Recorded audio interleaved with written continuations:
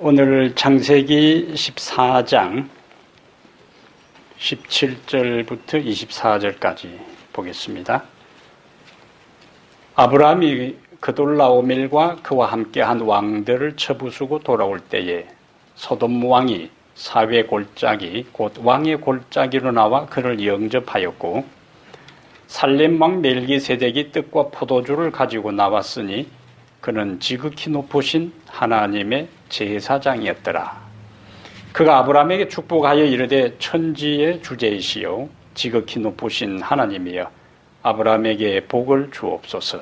너희 대적을 내 손에 붙이신 지극히 높으신 하나님을 찬송할지로다 하며, 아브라함이 그 얻은 것에서 10분의 1을 멜기세덱에게 주었더라. 소돔 왕이 아브라함에게 이르되 사람은 내게 보내고 물품은 네가 가지라. 아브라함이 소돔 왕에게 이르되 천지의 주제이시요 지극히 높으신 하나님 여호와께 내가 손을 들어 맹세하노니 네 말이 내가 아브라함으로 치부하게 하였다 할까 하여 내게 속한 것은 실 한 오락이나 덜매끈 한 가닥도 내가 가지지 아니하리라. 오직 젊은이들이 먹은 것과 나와 동행한 아넬과 에스골과 마므레의 분깃을 제할지니 그들이 그 분깃을 가질 것이니라. 아멘. 14장 앞에 어떤 이야기가 나왔었어요? 앞에 17장 앞에는 어떤 이야기였어요? 아브라함이 조카를 구해준 이야기죠. 소돔의 전쟁. 오늘 이제 그 전쟁의 마지막 부분이 나와 있어요. 지난번에 롯에게 그 전쟁이 일어나서 그가 애쓰고 수고한 모든 재산이 다 빼앗기고, 그 다음에 자신들은 전 가족이 다 포로로 잡혀갔을 때에 하나님께서 주신 메시지가 뭐라고요? 롯의 가정에 하나님께서 그 전쟁을 통해서 무슨 메시지를 주셨다고요? 여기 있다가는 안 된다. 너는 여기에 살 곳이 아니다. 아무리 수고하고 애쓰고 노력해서 집을 장만하고 그 다음에 돈을 모으고 사회적인 위치에 올라선다 할지라도 그 모든 것은 한순간에 다 사라질 수 있다. 그래서 하나님의 법도와 하나님께 제단을 쌓는 일을 떠나서 인간의 노력과 수고를 통해서 얻어지는 것은 순식간에 날아갈 수 있으니까 다시 하나님을 제대로 섬기는데 너의 삶의 방향을 돌려라. 그것이 롯의 가정에 주어진 메시지였죠. 나중에 훗날 롯의 가정의 비극은 하나님께서 주신 그 메시지를 제대로 이해하지 못했다는, 또 어쩌면 그런 것을 깨달았다 할지라도 이미 소돔성의 삶의 맛을 들인 그 부인이나 그 자녀들이 또 뭐 전쟁 나겠냐고 주저앉을 수도 있어요. 롯은 영적인 어떤 감각과 그 예민함이 있어가지고 이 뭔가 하나님께서 우리 가정에 주시는 메시지가 있다 생각하고 가족들을 모아놓고 이야기를 해도 다른 가족들이 협조하지 않았을 수도 있습니다. 근데 아브라함은 조카 롯을 구한 다음에도 여전히 믿음의 삶을 지속하는 것을 오늘 우리가 본문에서 봅니다. 오늘 우리가 17절부터 24절에 살필 내용들은 살렘 왕 멜기세덱이에요. 살렘 왕 멜기세덱. 이 사람이 18절에 보니까 살렘 왕 멜기세덱이 떡과 포도주를 가지고 나왔으니 그는 지극히 높으신 하나님의 제사장이었더라. 살렘 왕 멜기세덱이 뭘 가져왔다고요? 떡과 포도주를 가지고 나왔다. 그런데 이 지역은 어느 지역이요? 가나안 지역이요. 가나안 지역. 가나안은 우리 상식 속에 가나안은 어떤 지역이요? 나중에 이스라엘이 애굽에 살다가 가나안을 정복하러 갈 때에 가나안에 대한 상황을 성경의 저자들이 묘사할 때 가나안은 어떤 동네예요? 완전히 뭐예요? 악한 동네잖아요. 철저하게 하나님을 떠나고 우상 숭배에 빠지고 부도덕하고 타락한 그런 지역이.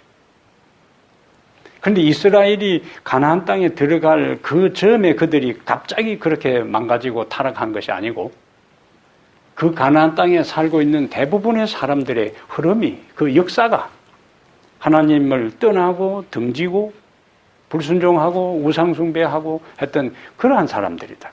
그런데 오늘 그 가나안에 있는 가나안 전체에 그 여러 부족, 그 부족 왕들이 있는데 그 중에 살렘 왕 멜기세덱이 나오는데 그를 설명할 때 뭐라고 했냐면 그는 지극히 높으신 하나님의 제사장이었더라. 어느 지역에서? 가나안 지역에서. 가나안 지역에도 누가 있는가? 하나님을 충성스럽게 섬긴 제사장이 있었다는 거예요. 물론 이 제사장은 우리가 이제 조금 이따가 살펴보겠지만 첫 번째 우리가 생각할 것은 우리가 하나님의 백성 하면 1차적으로 어느 지역을 먼저 생각해요? 이스라엘. 하나님의 백성들은 이스라엘에 집약적으로 있는 것처럼 이제 생각할 수 있는데 그 하나님의 백성이 아직 이 이스라엘 백성이 단지 지금은 아브라함 한 명만 등장하지. 이스라엘이라는 나라가 형성되어 가지고 그들이 하나님을 섬기는 종교 공동체를 신앙 공동체를 이루어서 섬기고 주변 나라에 하나님을 섬기는 삶이 이것이다 하는 걸 보여주기도 전에 가나안 땅에 그 배도하고 타락하고 부도덕한 그 땅에 누가 있더라고요? 하나님을 섬기는 사람이 있더라고요. 제사장이. 우리가 이 앞에 이제 욥기서를 이전에 공부를 했는데 욥은 이스라엘 사람이요? 욥은 이스라엘 사람이 아니잖아요. 근데 욥도 하나님을 섬기는 사람이었어요. 그러므로 성경에 이스라엘이 아브라함 창세기 11장 전반부까지는 창세 이후에 여러 부족들이 등장하지만은 11장 후반부부터 하나님께서 아브라함을 불러서 성경의 모든 포커스가 이스라엘에게 이제 모아져요. 그러니까 우리는 그 이스라엘에게 포커스가 초점이 맞추어지니까 나머지에는 하나님을 섬기는 사람이 전혀 없는 것으로 생각할 수 있는데 오늘 본문은 그것은 거기는 포커스만 맞춰서 그렇지 그 외에도 하나님을 섬기는 사람이 있었다 하는 이야기예요.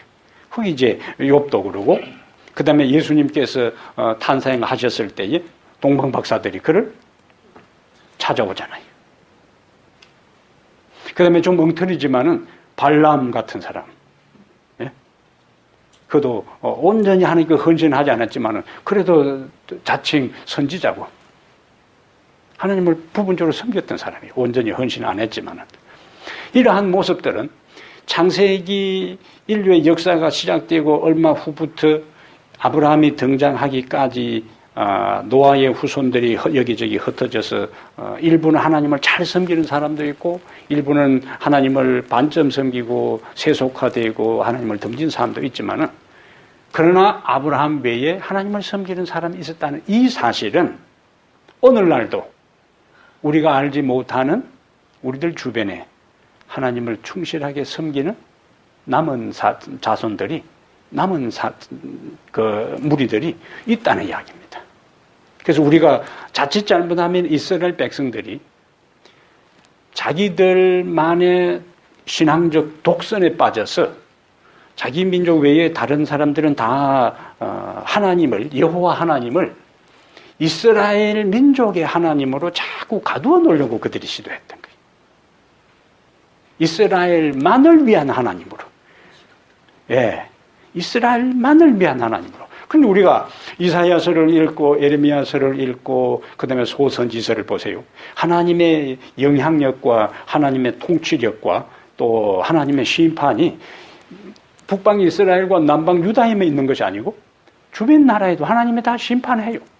그 말은 그 나라의 여호와 하나님은 이스라엘만을 위한 하나님이 아니라 이스라엘 족속에 국한된 제한된 그 통치 영역이 아니라 그 하나님은 모든 백성들, 모든 민족들에게 똑같은 하나님의 통치력을 가지고 지배하시는 분이라는 걸 보여주는 겁니다. 이스라엘의 문제점 뭐였다고요? 자꾸 하나님을 가두어 놓았지.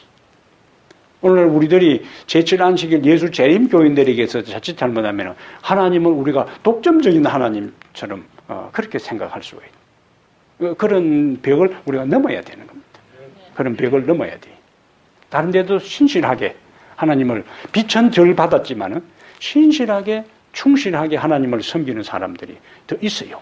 그래서 하나님께서 그들에게 더 밝은 빛이 비칠 때에 지금 비친 작은 빛에 충실하고 굴복하고 순종한 그 사람들은 결정적인 순간에 더 밝은 빛이 비칠 때에 이미 작은 빛에 반응하고 살아온 사람들이었기 때문에 그들이 결정적인 순간에 다 이름 그대로 역사의 마지막에 남은 무리로서 하나님 앞에 설 수가 있는 겁니다.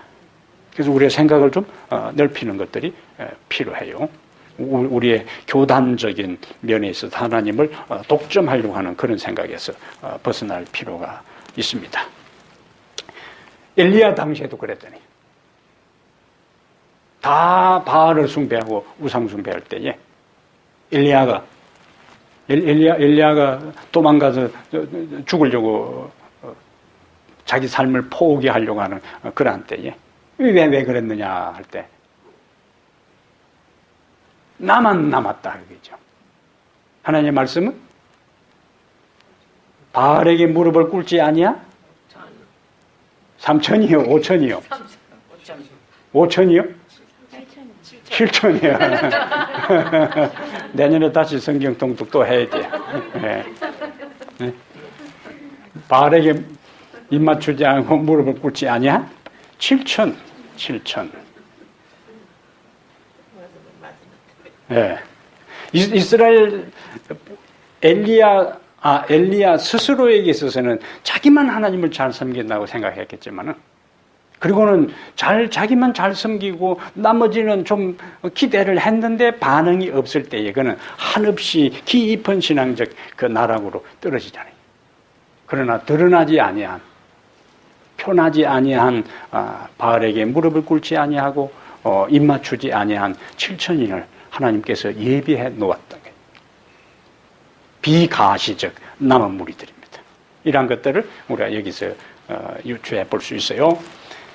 그래서 멜기세덱은 표상, 성경에 이제 우리가 표상학이라는 것을 신학에서 사용하는데 멜기세덱은 예수님에 대한 표상입니다. 예수님과 예수님이 하실 사업에 대한 뭐라고요? 표상. 상징이라고 해요. 상징. 성경에 많은 인물들이 예수님을 표상하는 거예요. 가장 많이 예수님을 닮은 인물이 누구냐? 모세요? 요셉이요.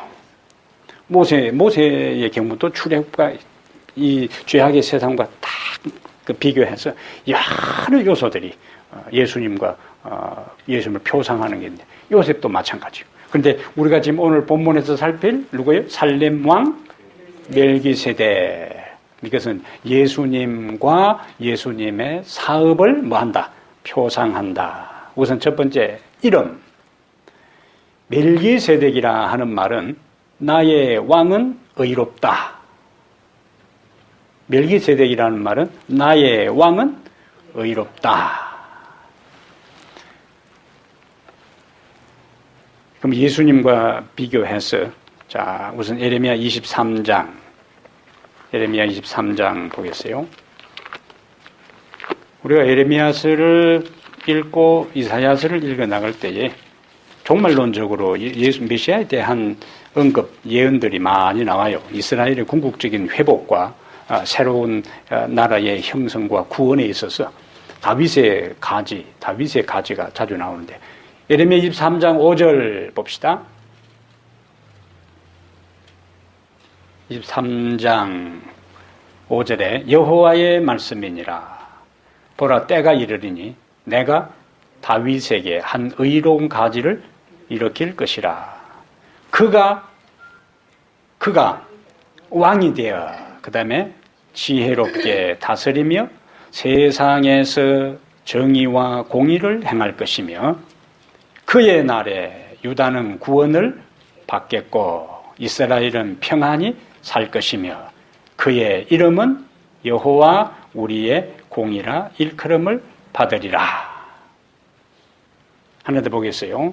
33장.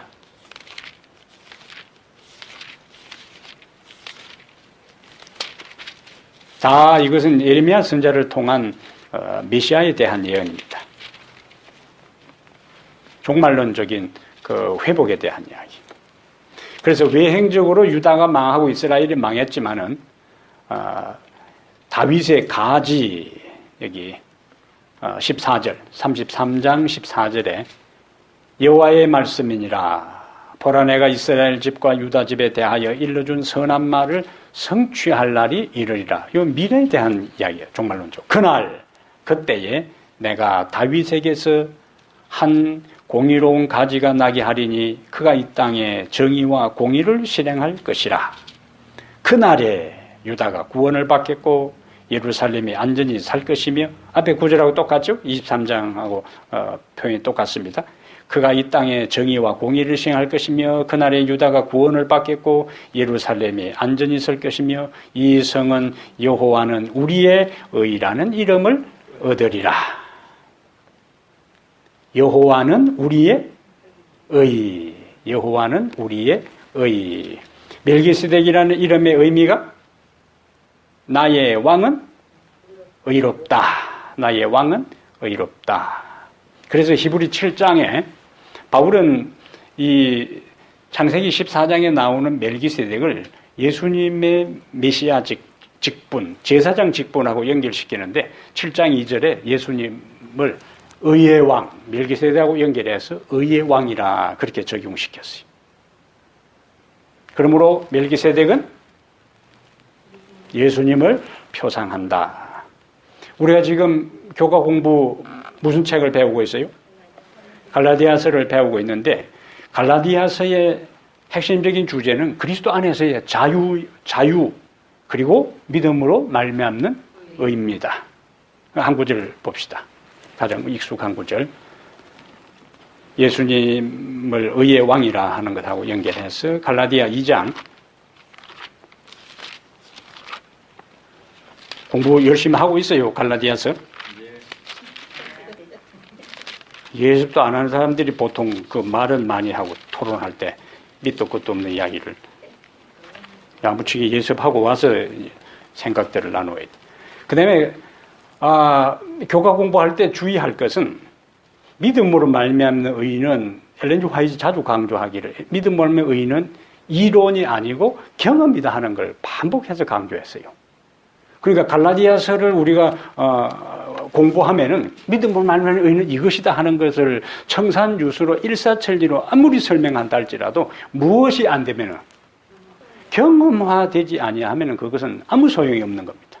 그러므로 이번 한 기 동안 우리가 갈라디아서를 공부하면서 여러분들이 계속 공부할 때마다 기도할 제목은 하나님, 갈라디아서를 공부하면서 믿음으로 말미암는 의가 무엇인지를 하나의 이론적으로, 학술적으로, 신학적으로 이해하는 것에서 그치지 말고 그것이 나의 신앙의 삶에서 무엇이 되게? 경험이 되게 해달라고 기도해야 돼요. 경험이 안 되면 신학이 우리를 구원하는 게 아니에요. 믿음으로 말미암는 의의 이론적인 설명이 우리를 변화시키고 구원하는 것이 아닙니다. 그렇다고 신학이 필요 없다는 건 아니에요. 확실한 신학적 이해에 기초해서 그것이 경험의 단계로 진행되고 진입될 때에 거기서 변화가 나타나고 능력이 나타나고 파워가 나타나는 거예요. 믿음 없는 의는 그 경험이라고 하는 것이요. 예. 저희가 그 경험하기 전에 모든 예수님을 십자가를 바라보면서 우리가 기뻐하거나 감사해야 할 일이 있잖아요. 근데 그런 모든 것들이 저희가 실제적으로 눈에 보이지 않잖아요. 그래서 그걸 어떻게 또 표현할 수도 없고요. 그래서 그런 여러 가지 모든 것들을 우리가 생활 속에서 기뻐하고 감사할 때 이런 것들이 다 경험이 되는 거죠. 그렇죠. 그래서 우리가 육체적으로 시간이 지나면서 점점 성장하는 것처럼 신앙의 이해와 경험도 믿음으로 말미암아 의를 예수를 받아들이는 말미암아 한 단계 경험했다 해서 그것이 전부로 아니란 이야기예요. 거기에서 또다시 뭐예요?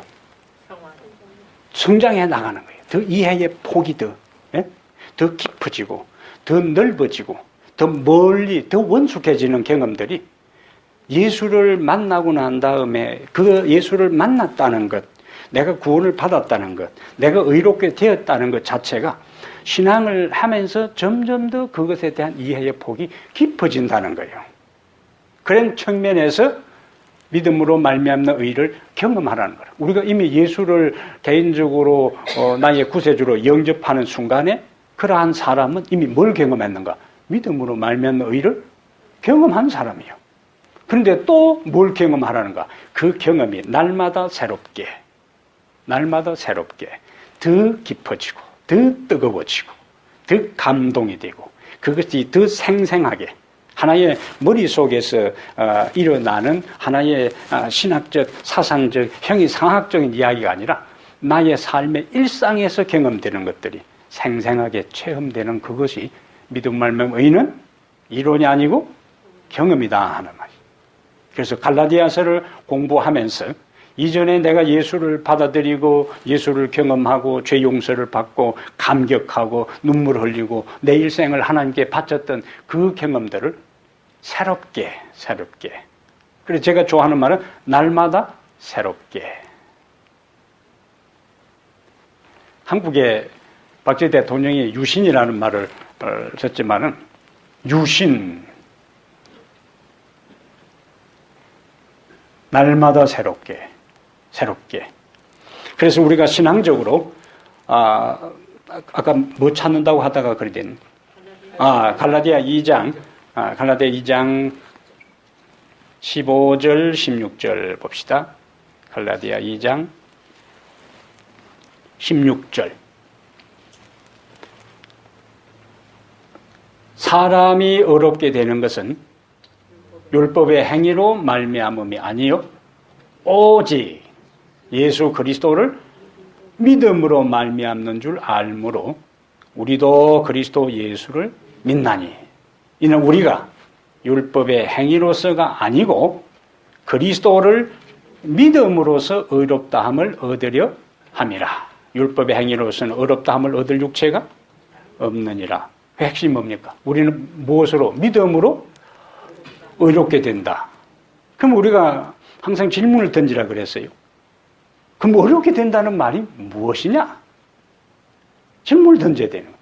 가장 단순한 일, 가장 단순하면서도 근본적이면서도 핵심적인 질문이에요. 믿음으로 의롭게 된다는 것이 무엇인지를 알아야 경험할 거 아니에요. 복잡한 여러 신학적인 이해를 가지고 접근하지 말고 믿음으로 말미암는 의가 무엇인가? 지금까지 갈라디아서 상당히 많이 나왔어요. 자, 답변해 보세요. 여러분들이 이해하는 갈라디아서를 지금 우리가 배워나가는데 그게 핵심적인 것이 믿음으로 말미암는 의에 대한 문제인데 여러분이 이해하는 나는 믿음으로 말미암는 의라 하는 것을 나는 이렇게 이해한다. 여러분 생각을 말씀해 보시라. 우리가 예수님의 그 십자가의 죽으심을 바라보면 그 바라봄을 통해서 저희가 이제 그 안에 모든 것들이 다 포함이 되어 있는 거죠. 네. 주님을 바라보면서 이제 그 안에 내가 회개해야 되겠다는 마음이 생기면서 이제 주님 앞에 나아갈 때 주님께서 우리에게 입혀주시는 의의 옷을 의롭다 한다. 함을 한다. 오케이. 예. 또 다른 분. 자기 생각을 자기가 지금까지 신앙생활을 해오면서 나는 믿음으로 말미암는 일을 복잡히 생각해요. 쉽게 생각을 해봤어요. 쉽게 믿음으로 의롭다함을 얻는다. 믿음으로 의롭다함을 얻는다. 원래 믿음으로 의롭다함을 얻는다 할 때 이것은 법적 용어예요. 법적 용어가 있고 경제적인 용어로 이제 이해할 때 법적 용어는 판사가 피고를 향해서 뭐라고 선언하는 거예요? 죄 없다, 무죄라고 선언할 때 그것이 의롭다는 거예요. 그 다음에 경제적인 측면에서는 내 통장에 아무것도 없어, 내 어카운트에. 근데 돈 있는 사람이 내 어카운트에 돈을 넣어주는 거예요. 경제적인 의미에서는. 그 말은 나에게는 의의가 하나도 없어. 나에게는 의의가 하나도 없는데 예수님이 내가 예수님을 믿는 것 때문에 거기에서 믿음이 공로가 아니라는 거예요. 믿음은 연결고리라. 수단이요. 통로입니다. 그것은 내가 통장을 가지고 있는데 제로 어카운트인데 내가 예수님을 믿고 받아들일 때에 예수님이 내 통장에 의의 잔고를 넣어주는 거예요. 그것을 그냥 내 통장에 들어온 것을 내가 보냈으니까 네가 사용하라 할 때는 그것은 내가 얻은 것이 아니고 예수님이 나에게 주신 거예요. 내가 수고하고 노력하고 애써서 얻은 것이 아니라 그래서 바울이 강조하는 게 그거다. 율법의 행함이 아니라 믿음으로 되었다는 것은 의의 근본은 여기 의의 왕, 지금 멜기세덱은 나의 왕은 의롭다 그랬어요. 그 다음에 히브리 7장 2절에 예수님은 의의 왕이라 그랬어요. 의라 하는 것은 예수님을 떠나서는 따로 존재할 수가 없습니다. 전적으로 의의 근본, 의의 근원은 예수님이에요. 그분을 내가 믿을 때 그 의를 우리에게 주신다는 겁니다.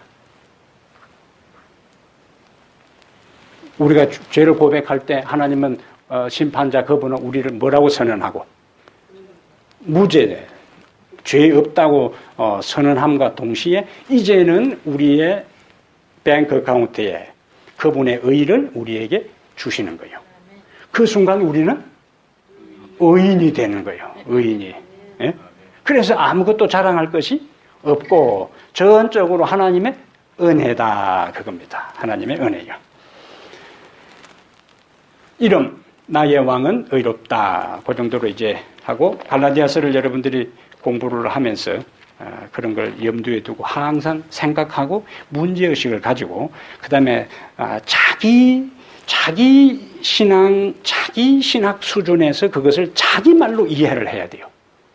다른 사람이 설명해 주는 것이 아니고 항상 믿음으로 말미암는 의가 무엇입니까 할 때에 자기 말로 설명할 것이 있어야 돼.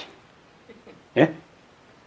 항상 자기 말로 설명할 것이 있어야 돼요. 다른 사람 게 아니고 자기 삶에 경험하는, 그 다음에 자기의 영역에서 이해하는. 예수님이 우리에게 기대한 것은 높은 신학적 설명을 요구하는 것이 아닙니다. 왜냐하면 예수님이 이 세상에 오셔서 말씀을 나눌 때에 당시의 제사장이나 서기관이나 그 다음에 장로들 경우에는 일반 민중들에게 복잡한 이야기를 해서 무슨 말인지 잘 못 알아들었지만 예수님은 시장 언어를 사용해서 일반 평범한 사람들의 삶의 현장에서 접하는 사물과 현상을 크기에다가 하늘의 높은 고상한 깊은 진리를 접목시켜서 설명해 준 거예요. 그 하늘의 진리를 땅의 사물과 연결시켜서 그것도 일반 평범한 배우지 못한 사람들이 민중들이 쉽게 그 언어를 자기 가슴으로 받아들이고 그 말이구나 그렇구나 하고 이해했다는 거예요.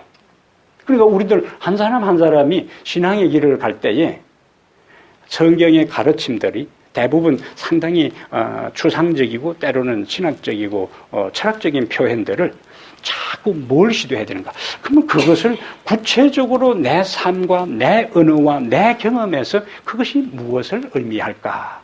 자꾸 질문을 던지라고요. 그러면서 하나하나 받아들이고 이해하고 정리하는 것들이 필요합니다. 그 중에 하나도 뭐예요? 믿음으로 말미암는 의도 마찬가지라고요. 됐어요?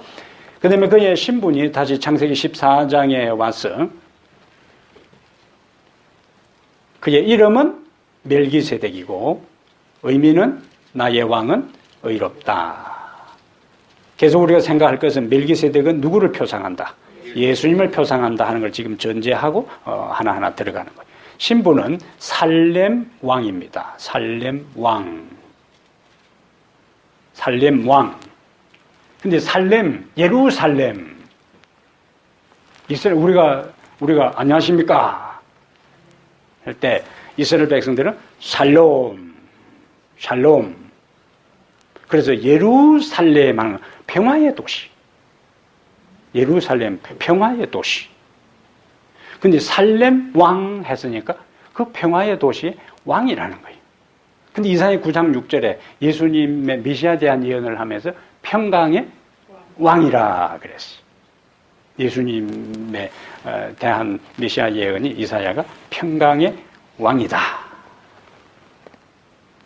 평강의 왕이라는 것은 모든 평강, 평화, 평안. 아까 우리가 의의 근원이, 의의 그 모든 근본, 뿌리, 바탕이 예수 그리스도인 것처럼 예수님을 처음에는 의의 왕 했을 때 모든 것이 예수님하고 연결되는 것처럼 이제는 두 번째로 예수님이 뭐로요? 평강의 왕이라고 했다면 의가 예수님에게 다 연결되는 것처럼 평화와 평강과 평안에 대한 모든 것은 누구로부터? 예수님으로부터 우리에게 제공되고 공급된다는 걸 보여주는 거예요. 평강의 왕. 그래서 예수님께서 제자들에게 요한복음 14장 27절에 뭐라고 말씀하셨죠? 우리가 그 앞에 외운 구절인데 평안을 너희에게 주노니 곧 나의 평안을 너희에게 주노라. 내가 주는 것은 세상이 주는 것 같지 아니하니 너희는 마음에 근심도 말고 두려워하지도 말라. 평안을 너희에게 주노니 곧 나의 평안을 너희에게 주노라. 가스펠송 가운데 그 노래 참 은혜롭습니다. 평안을 내게 주노라 하는 게 있잖아요. 이사야 9장 6절에 예수님을 평강의 왕이라 그랬고, 그는 평강의 왕답게 예수님께서 이 세상에 사시면서 평화, 평강과 반대되는 것은 불안과 초조와 안달하는 이러한 모습인데 예수님과 제자들이 배를 타고 갈릴리 바다를 지나갈 때 풍랑이 일었을 때 제자들의 모습하고 예수님의 모습은 극명한 대조를 이루는 거예요. 한쪽은 불안하고 한쪽은 죽음의 공포에 사로잡혔고 근데 예수님은 그 고물에서 베개를 베고 주무시더라. 여기에서 보이는 건 뭐예요? 그 외적인 환경 평강의 왕답게 외적인 환경은 주무실 수 없는 상황에도 주무실 수 있다 하는 이야기는 예수님이 가진 평안은 환경의 영향을 받거나 지배받지 않는 환경을 초월한 평안이었다. 그것을 예수님께서 평안을 너희에게 주노니 곧 나의 평안을 너희에게 주노라. 어떤 평안인가? 그 풍랑이는 바다 가운데서도 전혀 동요되지 않고 불안해하지 않고 주무실 수 있는 그 여유, 그러한 평안을 너희에게 주겠다. 그럼 예수님의 그런 평안은 어디에서 비롯된 것인가? 하나님에 대한 절대적인 신뢰에서 비롯된 거예요. 절대적인 신뢰에서. 아이들이 엄마가 없으면은 불안하고 찾고 막 안절부절 못하고 막 울고 난리를 피우지만은 엄마가 있으면은 아이들이 평안해지는 거예요. 그 아이들에게 있어서 엄마는 하나님과 같은 존재입니다. 엄마가 있으면은 그는 아무 걱정이 없는 거예요. 엄마에 대한 절대적인 신뢰가 본능적으로 있기 때문에 엄마만 있으면 아무 걱정 안 하는 거예요. 무엇이 기초되는 거예요? 엄마에 대한 절대적인 신뢰. 아이에게 있어서 엄마는 하나님의 미치다. 우리가 하나님을 아버지라 부르고 우리가 하나님의 자녀라고 할 때에 아이가 부모에 대한 절대적인 신뢰가 절대적인 평안과 안전으로 해서 세건 주변의 상황과 상관없이 엄마 품에 안겨서 잠자는 그러한 모습이 하나님을 향한 절대적인 신뢰가 우리에게 기초될 때에 있을 때에 그 평안을 우리가 경험할 수가 있는 겁니다. 예수님께서 나의 평안을 우리가 그러면 예수님의 그와 같은 평안을 어떻게 우리가 경험할 수 있을까? 우선 골로새서 3장 가보겠어요.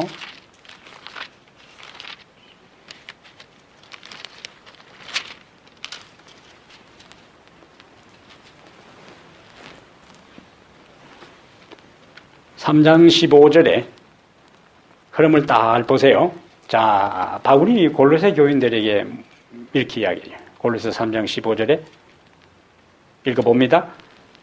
그리스도의 평강이 너희 마음을 주장하게 하라. 너희는 평강을 위하여 한 몸으로 부르심을 받았나니 너희는 또한 감사하는 자가 되라. 그러면서 이제 항상 성경을 어떻게 읽어라?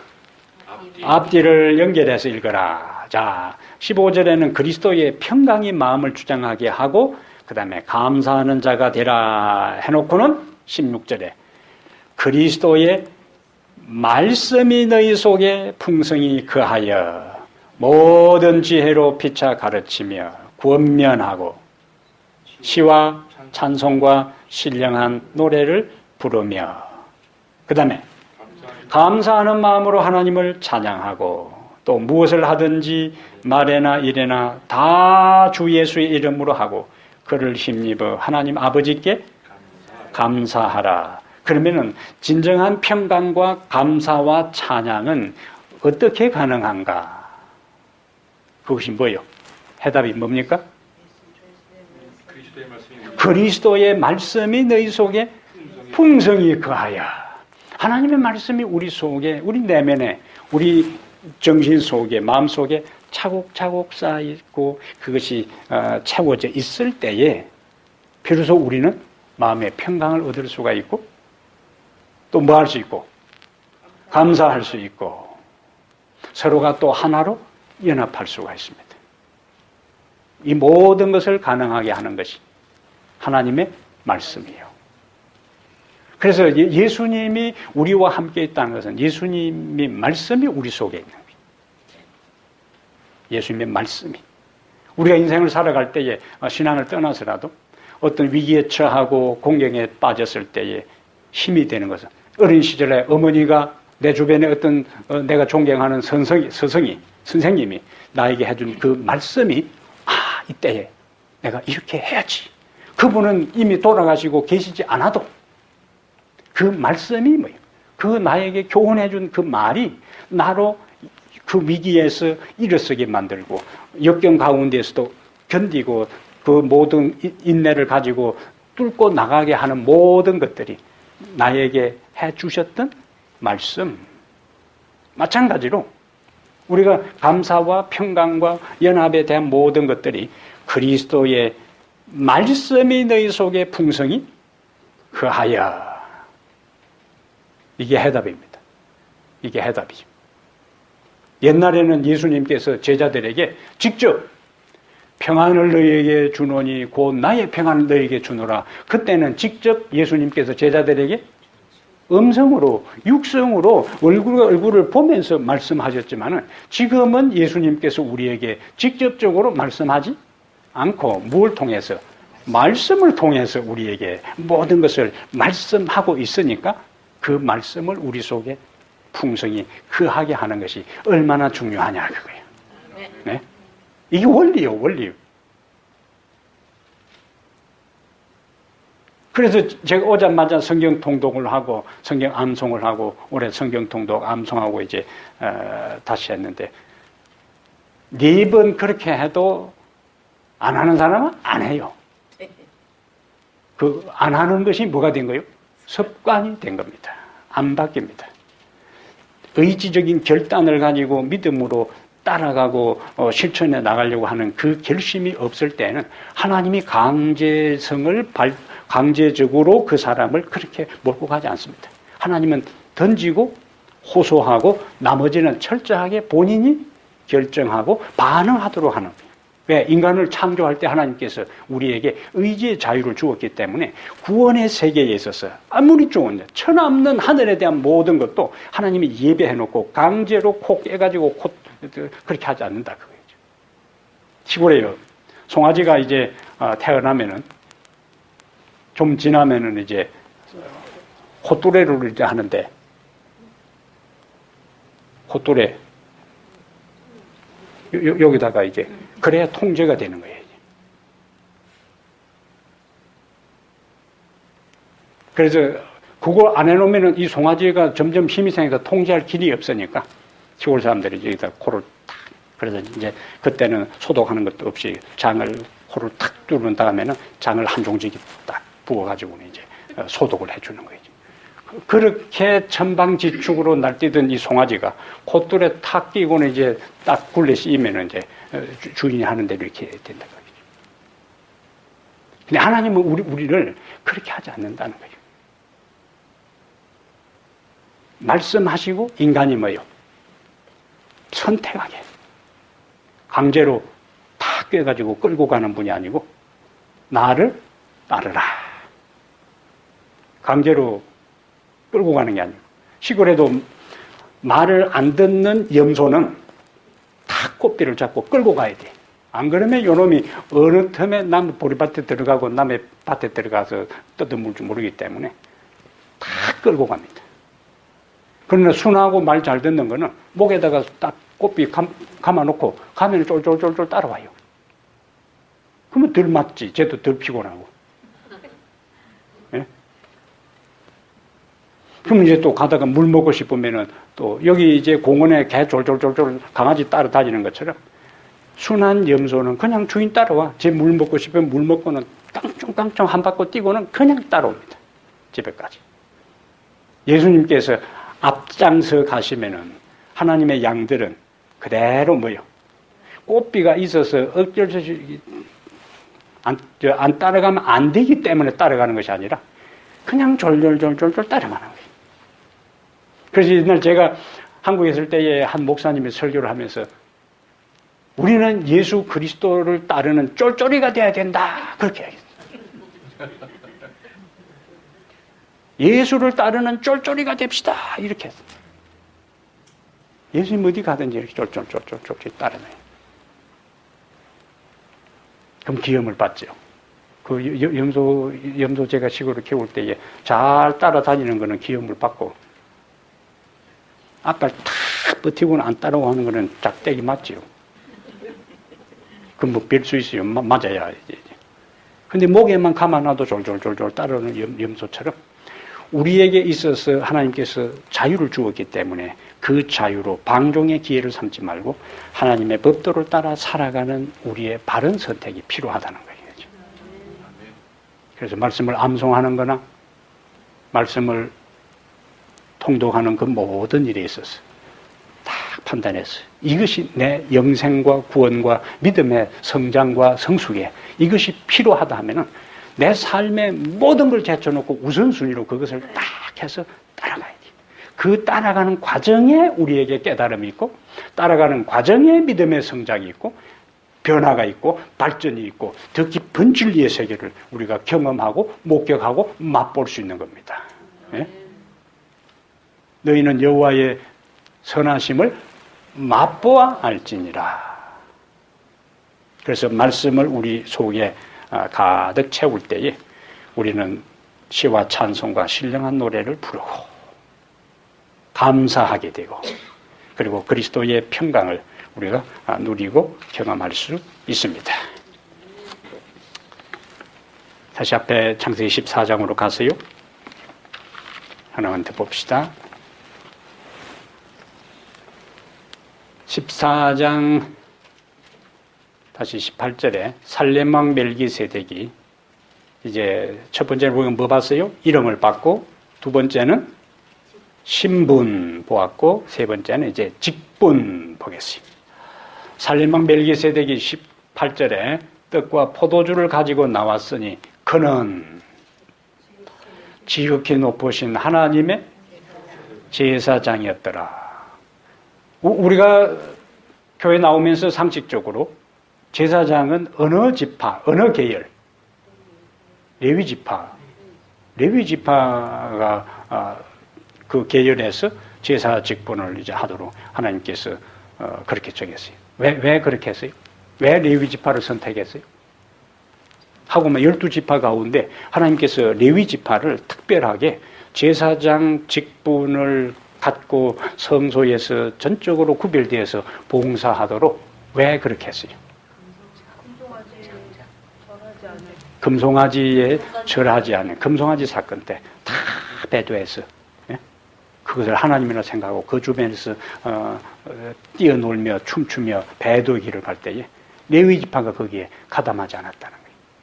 그런데요, 하나님의 자비는 원래 레위 지파 그 조상들은 원래 야곱의 아들 가운데 시므온과 레위가 그의 야곱의 딸 디나가 세겜성에 가서 성폭행을 당했을 때에 할례를 그들이 다 받으면 우리가 그 통혼하고 하겠다 하는 그 아이디어를 제안한 다음에 세겜성 남자들의 할례를 받고 회복도 되기 전에 공격하는 선봉에 섰던 사람이 레위하고 시몬이요. 그러니까 야곱이 가장 부담스러웠던 사람들. 고대에 있어서 동맹을 맺었던 데에 있어서 세겜성의 남자들을 몰살시키고 거기에 있는 자손들을 약탈해 왔으니까. 그래서 야곱이 나중에 죽으면서 유언 남길 때요, 레위는 흩어질 것이라 그랬어요. 흩어질 것이라고요. 흩어진다는 것은 긍정적인 예언이 아니에요.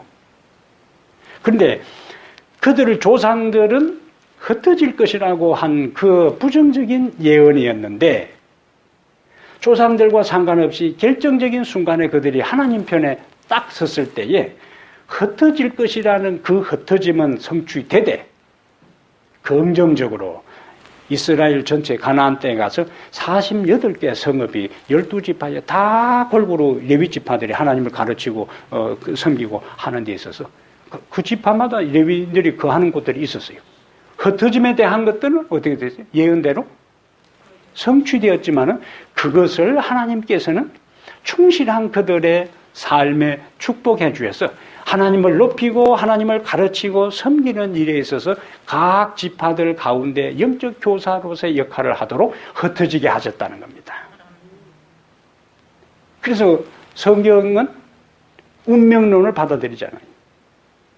우리가 좋지 않은 환경 가운데서 실수하고 우리 조상이나 우리의 삶이 때로는 빗나갔다 할지라도 다시 하나님을 바라보고 그 부름에 우리가 반응할 때는 하나님은 우리의 인생을 망가질 것이라고 했던 그 상황이 오히려 긍정적인 것으로 바꾸어서 우리의 삶에 축복을 주시는 분이시라는 거예요.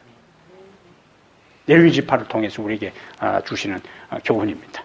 그래서 일반적으로 제사장들이 다 그 레위 지파 후손들이 제사장이 됐지만은 멜기세덱은 여기는 그러한 계열과 상관없이 그러한 제도가 성립되기 전에 하나님께서 특별하게 제사장으로서 봉사하도록 그렇게 했어요.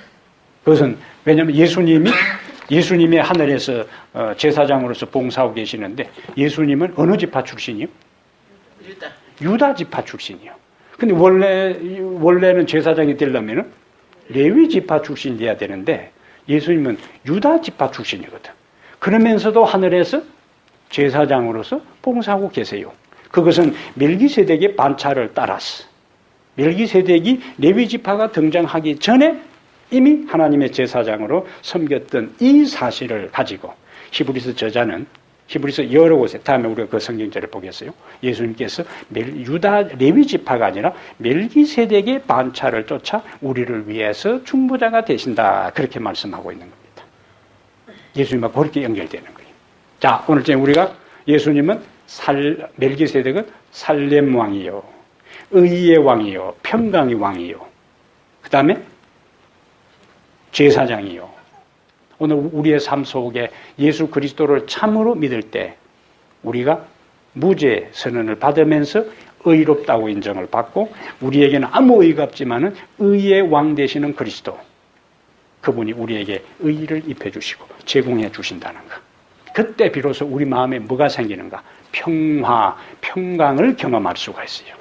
죄인에게 있어서는 악인에게 있어서는 절대로 평안이 없습니다. 항상 누가 잡으러 오나 누가 경찰이 체포해 오나 다른 사람 아무렇지도 않은데 그 사람은 항상 초조와 불안과 긴장 속에 살아가야 되는 거예요.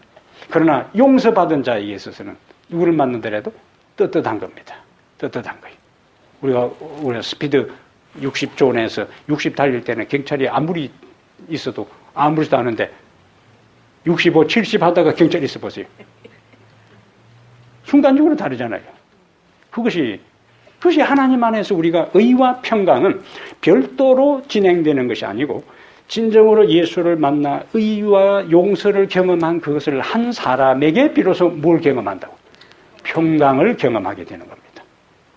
그러한 사람을 위해서 인생을 살아가다가 의를 경험하고 평안을 경험하지만 연약해서 때로는 넘어질 때에 그분은 또다시 우리에게 어떤 분으로 오시는가? 제사장으로 우리에게 하나님과 우리 사이에 연결해주는 제사장으로 그분은 우리에게 찾아오시는 겁니다. 기도합시다. 하나님 우리 아버지, 이 저녁에 멜기세덱 의의 왕, 평강의 왕, 하나님의 큰 제사장 예수 그리스도의 표상을 살펴보았습니다. 아버지, 우리에게 아무런 의의가 없습니다. 자랑할 것도 없고 내세울 것도 없습니다. 우리의 의의는 낡은 것, 훼손된 것, 자랑할 것 없는 냄새 나는 것밖에 없습니다. 그러나 주님을 믿는 믿음으로 우리를 의롭다 하시고 무죄 선언하시고 당신의 의를 우리에게 제공해 주셨사오니 참으로 감사하고 감사합니다. 용서받은 죄인에게 찾아오는 환희와 감동과 그 평강을 날마다 누리며 살아가게 해 주시옵소서.